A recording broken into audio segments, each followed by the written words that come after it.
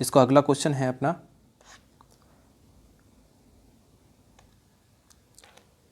चलिए ये वाला क्वेश्चन है, मध्य प्रदेश में किस जिले में सतपुड़ा राष्ट्रीय उद्यान स्थित है? तो किस जिले में है? तो ये देखिए काफ़ी इंपॉर्टेंट भी क्वेश्चन है। 2015 में जल प्रहरी, 17 में एमपी पुलिस कांस्टेबल में भी आया, फॉरेस्ट गार्ड में भी आया। तो ये इसका आंसर हो जाएगा क्या? होशंगाबाद।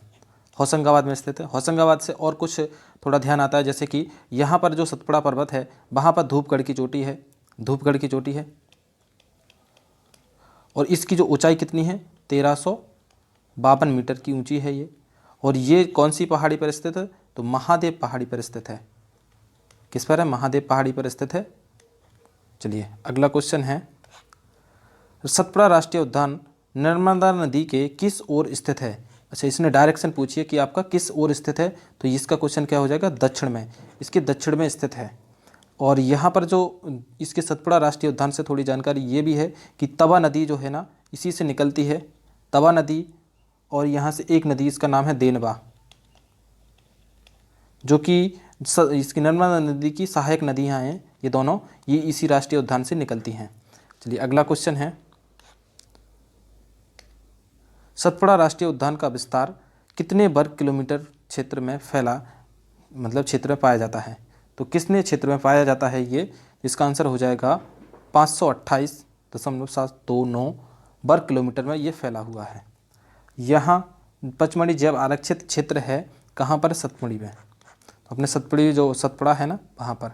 अगला क्वेश्चन है, सतपुड़ा राष्ट्रीय उद्यान में पाए जाने वाले इंडियन बाइसन को किस नाम से भी जाना जाता है? और इसका क्या नाम है कि किस जो इंडियन बाइसन है इसको क्या नाम से जाना जाता है यहाँ के?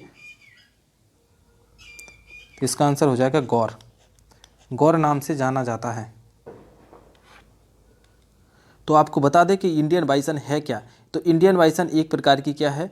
एक पक्षियों की प्रजाति है। ये क्या है? पक्षियों की प्रजाति है। तो यहाँ पर ये गौर नामक पक्षी भी रहता है। इसको वहाँ के जो क्षेत्रीय लैंग्वेज में इसको गौर कहा जाता है, और गौरा भी कहा जाता है, गौरी भी कहा जाता है, गाय कहा जाता है, इस प्रकार के इसके नाम कहे जाते हैं। तो यहाँ इंडियन स्कीमर भी रहते हैं। तो यहाँ जो जातियाँ लुप्त हो चुकी हैं वहाँ रहते हैं, यहाँ इंडियन स्कीमर भी रहते हैं। तो अगला क्वेश्चन है, मध्य प्रदेश के एकमात्र राष्ट्रीय उद्यान का नाम बताइए जिसमें बस हैं। इस वाले जो राष्ट्रीय उद्यान है इसमें क्या? बस, जीप, हाथी, डोंगी, नाव चलाने की अनुमति प्राप्त है। एक आम आदमी को, किसी कोई भी चला सकता है यहाँ पर।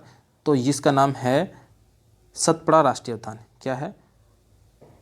सतपुड़ा राष्ट्रीय उद्यान, जहाँ पर आप अपनी जीप को, हाथी, डोंगी, नाव ये आदि आप चला सकते हो यहाँ पर। तो यहाँ पर कौन सी नदियाँ निकलती हैं यहाँ से? सतपुड़ा राष्ट्रीय उद्यान से। तो आपको बता दें कि नर्मदा नदी की सहायक 2 नदियाँ होती हैं। कौन सी है? देनवा नदी है, एक देनवा है प्लस तवा है। ये दोनों का यहीं से उद्गम होता है, इसी वाले राष्ट्रीय उद्यान से। अगला क्वेश्चन है, मध्य प्रदेश में सतपुड़ा राष्ट्रीय उद्यान को किस प्रकार वनों के अद्भुत संधि स्थल के रूप में जाना जाता है? तो किस में जाना जाता है? तो यहाँ जो पेड़ होते हैं साल एवं सागौन के हैं, साल एवं सागौन के। तो इस जो वन है, यहाँ का जो टोटल वन है सतपुड़ा राष्ट्रीय उद्यान का, वो 140 किलोमीटर क्षेत्र में फैला है। कितने में? 140 किलोमीटर क्षेत्र में फैला है। और यहाँ राष्ट्रीय उद्यान में मुख्यतः 7 प्रकार के वन पाए जाते हैं। उनकी चर्चा मैं इसमें ज़्यादा डिटेल से इसलिए नहीं कर रहा हूँ क्योंकि हमें 50 क्वेश्चन को कम से कम समय में भी करना है। तो चलिए अगला क्वेश्चन शुरू करते हैं। मध्य प्रदेश के किस अभ्यारण्य में देश का प्रथम लोमड़ी संरक्षण केंद्र 2017 में स्थापित किया गया है? तो इसका क्या हो जाएगा? 2017 में स्थापित किया गया है इसको। तो ये राला मंडल, जो राला मंडल अभ्यारण्य है, ये कहाँ पर स्थित है? तो ये अपना इंदौर में स्थित है। कहाँ पर? इंदौर में है। और यहाँ पर एक और 2000 ये भी किया गया है 2017-18 में। क्या किया गया? तितली का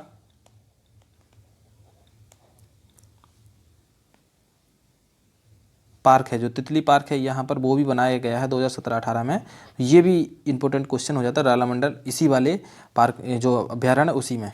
अगला क्वेश्चन है, मध्य प्रदेश में पचमढ़ी अभ्यारण्य की स्थापना किस वर्ष की गई थी? इसका आंसर हो जाता है पचमढ़ी का 1977 में। कब की गई थी? 1977 में। और आपको बता दें कि इसको 2009 में यूनेस्को में भी शामिल किया गया है। यूनेस्को में कब शामिल किया गया? 2009 में शामिल किया गया है। जैव रिजर्व है एक। अगला क्वेश्चन है, राष्ट्रीय सतपुड़ा राष्ट्रीय उद्यान नर्मदा नदी के किस ओर? ये क्वेश्चन रिपीट हो गया है। मध्य प्रदेश के राजकीय गान के रचनाकार कौन हैं? मध्य प्रदेश के राष्ट्रीय गान के जो रचनाकार कौन हैं? इसका आंसर है महेश श्रीवास्तव। अगर आप ये वाला आंसर तो आपने जानते हो, इसके साथ ही एक और आप याद कर लीजिए कि इसको गाया किसने था। गायक कौन है इसके? इसके कौन है? शांतनु मुखर्जी। शांतनु मुखर्जी इसके गायक हैं।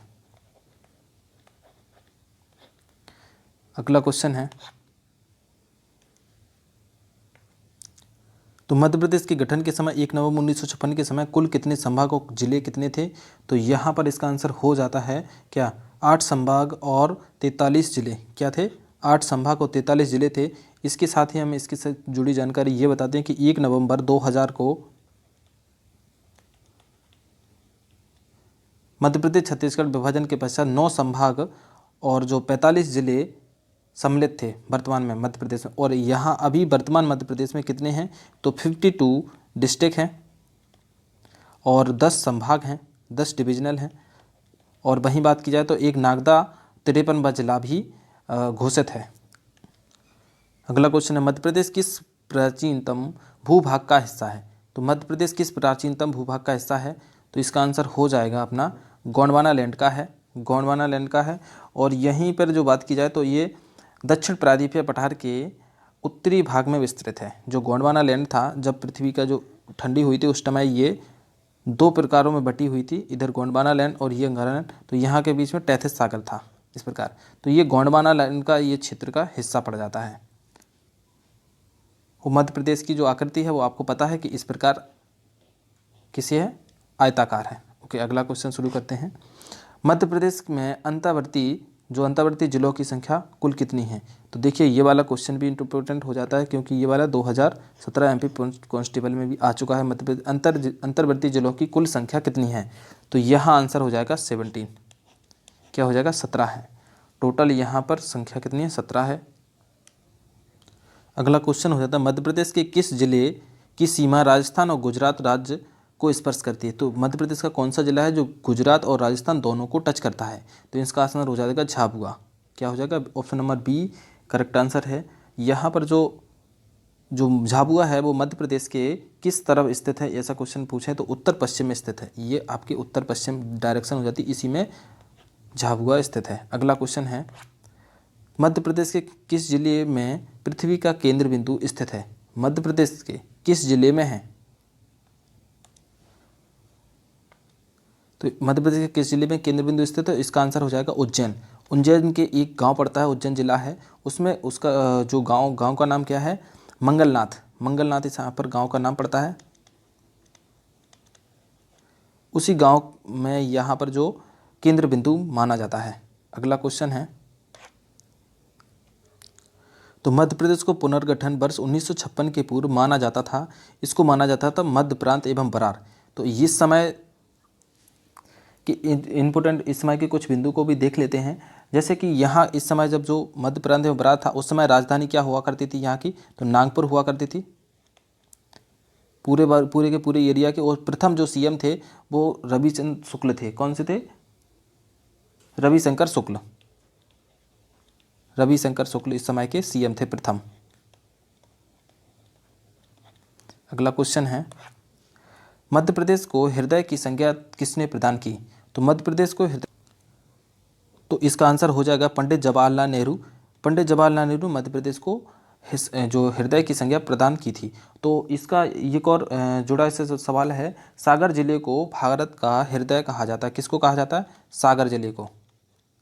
सागर जिले को भारत का हृदय कहा जाता है और मध्य प्रदेश को हृदय प्रदेश कहा जाता है। अगला क्वेश्चन है,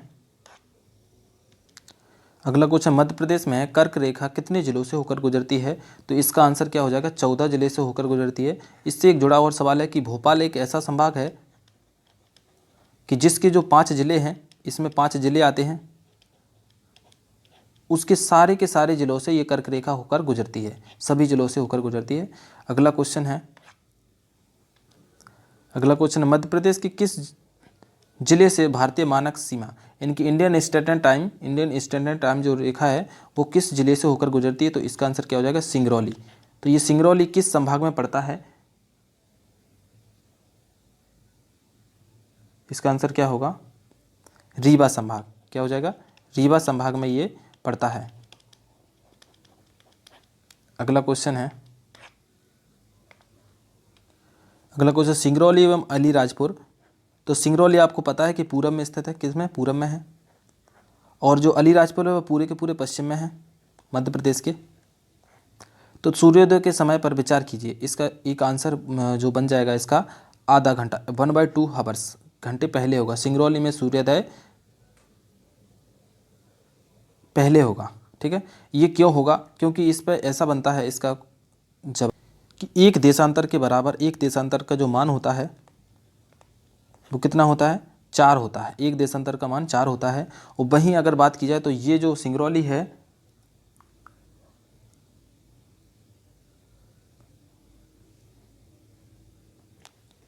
तो सिंगरौली जो 82 डिग्री पूर्वी देशांतर है, और जो अलीराजपुर है वो 74 डिग्री पूर्वी देशांतर है। जब इनका गुणा किया जाता है 8.4 से और 4 मिनट का, तो क्या निकल के आता है? 34 मिनट निकल के आता है। तो इसमें 34 मिनट का अंतर होता है टोटल। इस प्रकार ये 1/2 हावर्स हो जाएगा इसका आंसर। अगला क्वेश्चन है, इसका आंसर सही जवाब क्या हो जाएगा? वर्तमान में मध्य प्रदेश समीपवर्ती राज्य, यानी कि जो मध्य प्रदेश की सीमा को टच करते हैं वो कितने हैं? इसमें प्रेजेंट में 5 हैं। तो ये आपको भी पता हो, मैं आपको बता देता हूँ शॉर्ट में। जैसे कि ये गुजरात है, उत्तर प्रदेश है, और राजस्थान है, छत्तीसगढ़ है, और वहीं महाराष्ट्र है। ओके, 5 हो गए। अगला क्वेश्चन है, तो मध्य प्रदेश ट्राइफेक निम्न में से किससे संबंधित है? तो किससे संबंधित है? एमपी ट्राइफेक। तो ये एक निवेश की सुविधा से संबंधित है। मध्य प्रदेश की एक निवेश की सुविधा से संबंधित है। इसका मैं आपको फुल फॉर्म बता देता हूँ। मध्य प्रदेश ट्रेड और इसके आगे होता है Madhya Pradesh trade facilitation corporation. इसको किसके द्वारा शुरू किया गया था? तो इन्फॉर्मेशन एंड कम्युनिकेशन टेक्नोलॉजी के द्वारा शुरू किया गया था, सूचना प्रौद्योगिकी के द्वारा एमपी ट्रेड को। छोटे के छोटे जो बिजनेस धारी होते हैं ना, जो उनके लिए ये सुविधा शुरू की गई थी कि जो आप थोड़ा सा इन्वेस्ट करके आप अपना रोजगार शुरू कर सको। तो चलिए अगला क्वेश्चन है,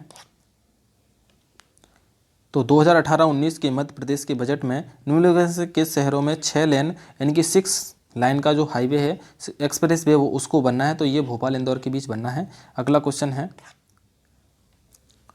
तो मध्य प्रदेश के समस्त जिलों के शहरी एवं ग्रामीण अंचलों में वित्तीय साक्षरता संबंधित किस केंद्र की स्थापना की गई थी?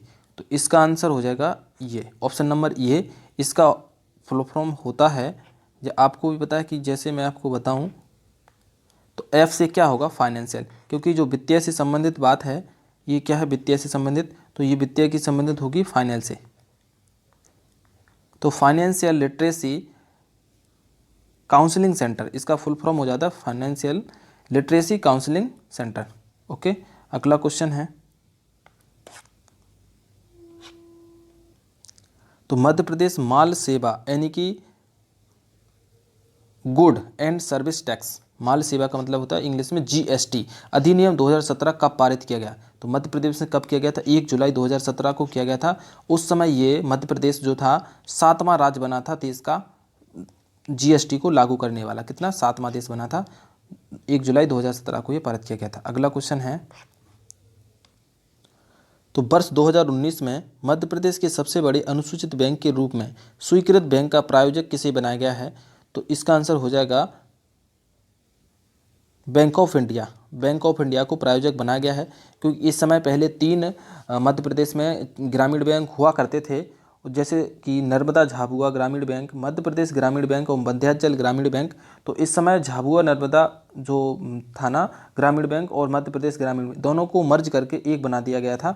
तो इस समय जो प्रायोजक के रूप में बैंक ऑफ इंडिया बनाया गया था। तो इसके समय जो बैंक बना था स्टेट बैंक के बाद दूसरा मध्य प्रदेश ग्रामीण बैंक सबसे बड़ा बैंक बन चुका था मध्य प्रदेश का। ठीक है, अगला क्वेश्चन है आर्थिक सर्वेक्षण 2020-21 के अनुसार मध्य प्रदेश में सहकारी बैंकों की संख्या कितनी, यानी कि जो कोऑपरेटिव बैंक होते हैं ना कॉमर्शियल, तो उनकी बैंकों की कितनी थी 877। ओके, अगला क्वेश्चन है तो मध्य प्रदेश के सर्वप्रथम लिंग आधारित बजट का प्रस्तुतिकरण कब किया गया था, तो ये किया गया था 2007 में। तो लिंग आधारित जो बजट है इसका मतलब क्या होता है, इसका मतलब होता है महिला सशक्तिकरण को बढ़ावा देना बस। तो इससे एक संबंधित बात है ये है कि सबसे पहले लिंग आधारित बजट कहाँ पर प्रस्तुत किया गया था, तो ये किया गया था ऑस्ट्रेलिया के द्वारा। ऑस्ट्रेलिया में पहली बार किया गया था ये। ओके, अगला क्वेश्चन है तो निम्न में से किस वर्ष मध्य प्रदेश के स्टेट प्लानिंग बोर्ड, इस यानी कि मध्य प्रदेश का पहले स्टेट प्लानिंग बोर्ड नाम हुआ करता था, उसका नाम बदलकर क्या रखा गया था, स्टेट कमीशन नाम रखा गया। तो कब रखा गया, ये रखा गया वर्ष 2000 में। और इसके बाद दोबारा से नाम चेंज हुआ है 10 फरवरी 2020 को। 10 फरवरी 2020 को फिर इसका नाम क्या है, तो अभी जो प्रेजेंट में नाम चल रहा है इसका, उसका नाम क्या है, मध्य प्रदेश राजनीति एवं योजना आयोग कर दिया गया है। तो राजनीति एवं योजना आयोग, ठीक है, इसका नया नाम रख दिया गया है। और इसके जो पदेन अध्यक्ष कौन होते हैं, मुख्यमंत्री होते हैं, मुख्यमंत्री। ओके, अगला क्वेश्चन है तो क्वेश्चन है निम्नलिखित में से कौन सा बैंक मध्य प्रदेश का ग्रामीण बैंक का प्रायोजक बैंक है। तो प्रायोजक बैंक इसमें क्या है, सेंट्रल बैंक ऑफ इंडिया। तो प्रायोजक बैंक का मतलब क्या होता है कि इसमें जो पूंजी लगी होती है ना बैंक में, वो किस किस के कौन कौन इसमें हिस्सेदार होता है, किस किस के शेयर होते हैं। तो इसमें मैं आपको बता दूं कि 50% इसमें जो 50% शेयर है वो सेंट्रल जो गवर्नमेंट है ना, सेंट्रल गवर्नमेंट उसका है। और वहीं 35% की बात की जाए इसमें तो सेंट्रल बैंक ऑफ इंडिया का है। 35 सेंट्रल बैंक ऑफ इंडिया का है, CBI। और यहाँ जो 15% इसमें शेयर है वो MP गवर्नमेंट का है। ओके, इस प्रकार ये प्रायोजक बैंक बनता है। अगला क्वेश्चन है तो मध्य प्रदेश के 5वें राज्य वित्त आयोग के अध्यक्ष कौन है। ये पटवारी 2017 में भी क्वेश्चन पूछा गया है, इंपॉर्टेंट हो जाता है। तो इसका आंसर क्या है, हिम्मत कोठारी। हिम्मत कोठारी इसका सही आंसर हो जाता है। तो इसको कब बनाया गया था, तो ये 22 मार्च 2017 को किया गया था। 22 मार्च 2017 से ये अध्यक्ष बने थे। तो ये अभी प्रेजेंट में भी अध्यक्ष हैं। ओके, 2022 में भी हैं, 23 में भी हैं। और इनकी एक और बात ये है कि इस समय एक 5 जो वेबसाइट बनाई, इस वेबसाइट को भी लॉन्च किया गया था 5 क्या गया था, finecom.gov.in।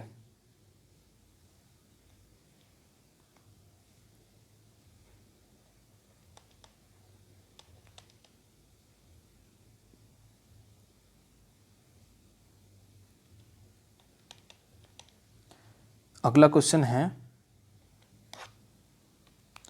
तो मध्य प्रदेश में कितने ग्रामीण जो क्षेत्रीय ग्रामीण बैंक है जो कृषि ऋण की ज़रूरतों को पूरा करते हैं, यानी कि जो ग्रामीण जो किसान लोग हैं उनको ऋण कितने बैंक देते हैं किसानों को। तो इसमें से आंसर हो जाएगा इसका 3। कौन कौन से 3 बैंक हैं, तो मैं इसका नर्मदा झाबुआ है, एक नर्मदा झाबुआ है, झाबुआ एक ही बैंक है ये। और एक दूसरा हो जाता है यहाँ पर मध्य प्रदेश ग्रामीण बैंक, मध्य प्रदेश ग्रामीण बैंक। और तीसरा है मध्यांचल ग्रामीण बैंक, मध्यांचल ग्रामीण बैंक। और मध्य प्रदेश, अगला क्वेश्चन है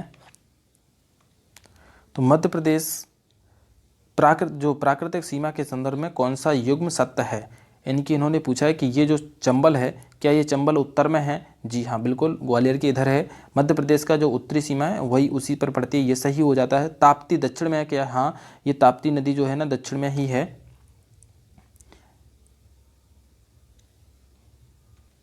तो ताप्ती दक्षिण में कैसे, ये सतपुड़ा श्रेणी से निकलती है, कहाँ से, सतपुड़ा। और ये मैकाल पर्वत पूर्वी, यानी कि ये उधर है छत्तीसगढ़ के साइड में, तो मैकाल पर्वत पूर्वी, ये यानी कि इसका आंसर क्या हो जाएगा, उपरोक्त सभी।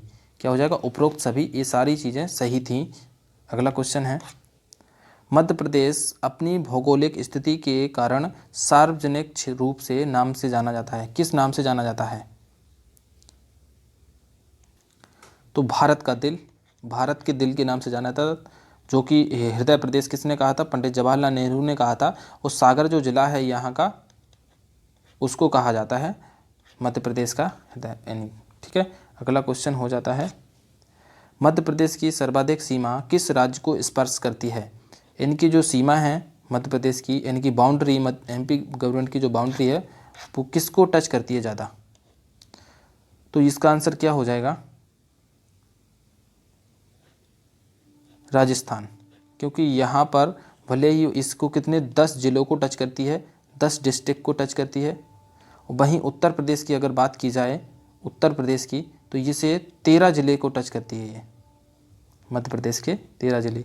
और जो महाराष्ट्र है, ये 9 जिलों को टच करता है। लेकिन तब भी ये राजस्थान की बाउंड्री सबसे ज़्यादा है, ये 16,000 किलोमीटर एमपी से टच करता है, इसलिए ये ज़्यादा हो जाता है। यहाँ 13 जिले, अगर ज़िले की बात की जाती तो उत्तर प्रदेश को ज़्यादा करता है, लेकिन अगर सीमा की बाउंड्री की बात की जाए तो राजस्थान को करता है 16,000 किलोमीटर की दूरी, सॉरी 1600 किलोमीटर की, सॉरी 1600 लिखा सही है, बोलने में हो जाता है। अगला क्वेश्चन है, तो मध्य प्रदेश के किस गांव को भारत के भौगोलिक केंद्र का गांव कहा जाता है? तो किसको कहा जाता है, करौंदी को कहा जाता है जी। करौंदी कहाँ पर पड़ती है? तो ये करौंदी कटनी जिले में पड़ती है, कटनी जिले में ये करौंदी पड़ती है। और यहाँ केंचुआ पहाड़ी है, उसी पर ये ढलान पर स्थित है। अगला क्वेश्चन हो जाता है, मध्य भारत की ग्रीष्मकालीन राजधानी किसे बनाया गया था? तो यहाँ इसका आंसर हो जाएगा, इंदौर को बनाया गया था। ये ग्रीष्मकालीन थी।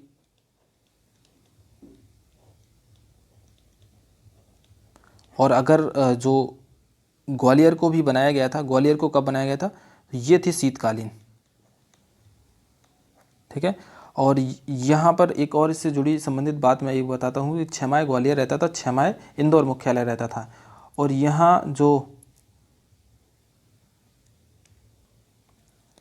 तो मध्य भारत का सर्वप्रथम राज्यपाल किसे नियुक्त किया गया था? तो इसका सही आंसर क्या हो जाएगा, तखतमल जैन को किया गया था। ये उस समय की बात है, किस समय की, 1948 से 56 की। तब ये मध्य भारत था, तब ये बना नहीं था, पुनर्गठन नहीं हुआ था। उस समय के जो सीएम थे पंडित रविशंकर शुक्ल थे, ठीक है। अगला क्वेश्चन शुरू करते हैं, विंध्य प्रदेश को सी का दर्जा कब दिया गया था? तो इसका आंसर हो जाएगा 1 जनवरी 1950 को दिया गया था।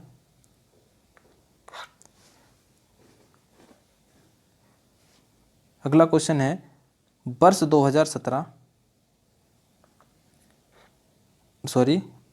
1947 में स्वतंत्रता प्राप्ति के पश्चात मध्य प्रदेश को कितने भागों में विभक्त किया गया था? तो 3 भागों में विभक्त किया गया था। तो इसके कौन कौन से भागों में? ए, पार्ट बी और पार्ट सी, ये 3 में डिवाइड किया गया था स्वतंत्रता के पश्चात, ठीक है। अगला क्वेश्चन है, अगला क्वेश्चन स्वतंत्रता पूर्व, ये स्वतंत्रता के पश्चात था। पिछला जो क्वेश्चन था स्वतंत्रता के बाद का था, ये स्वतंत्रता के पहले का है। तो मुख्यतः कितने भागों में मध्य प्रदेश विभाजित था? तो इस समय 2 भागों में विभाजित था। कौन कौन से भागों में विभाजित था? तो सेंट्रल प्रोविंस एंड बरार में, सेंट्रल प्रोविंस एंड बरार और central India agency, central agency India agency, इस 2 भागों में ये विभाजित था। अगला क्वेश्चन है, सेंट्रल प्रोविंस की कौन सी एकमात्र वर्तमान मध्य प्रदेश में रियासत है, मतलब सम्मिलित है अभी भी? तो एकमात्र कौन सी रियासत थी? तो ये थी मकड़ाई। क्या थी? मकड़ाई। मकड़ाई किसको बोला जाता है? हरदा जिले में। ये हरदा का नाम बदल, जो हरदा जिला रखा गया ना, वो मकड़ाई ही था पहले, ठीक है। अगला क्वेश्चन है, स्वतंत्रता प्राप्ति के पश्चात मध्य भारत का गठन कब किया गया था? तो मध्य भारत का गठन कब किया गया था? स्वतंत्रता के पश्चात। तो मध्य भारत का कब गठन किया गया था? तो इसका 28 मई 1948 को किया गया था। इससे जुड़ी एक जानकारी और आपको बता देते हैं कि जो 1948 में मध्य भारत राज्य का गठन किया गया था, तो भारत के प्रधानमंत्री कौन थे उस समय? पंडित जवाहरलाल नेहरू। कौन थे? पंडित जवाहरलाल नेहरू। इन्होंने इसका उद्घाटन किया था। कहाँ पर किया था? तो इसका किया था ग्वालियर में। ठीक है, अगला क्वेश्चन है। तो ये अपने सारे के सारे क्वेश्चन हो चुके हैं। जैसा कि मैंने आपको पहले भी बताया था, वीडियो में आपको बताने वाले हैं 50 क्वेश्चन। तो आपके टोटल 50 क्वेश्चन हो चुके। तो प्लीज़ चैनल को सब्सक्राइब कर लें ताकि आपको न्यू नोटिफिकेशन तुरंत मिल सके। Thanks for watching video. और आपको हमारे चैनल पर हर रोज़ आपको डेली 50 क्वेश्चन की MPGK की वीडियो मिलने वाली है, और यहाँ पर हम साथ ही साथ कंप्यूटर को भी चलाने वाले हैं। तो थैंक्स फॉर वॉचिंग वीडियो को लाइक कीजिए एंड चैनल को सब्सक्राइब कीजिए।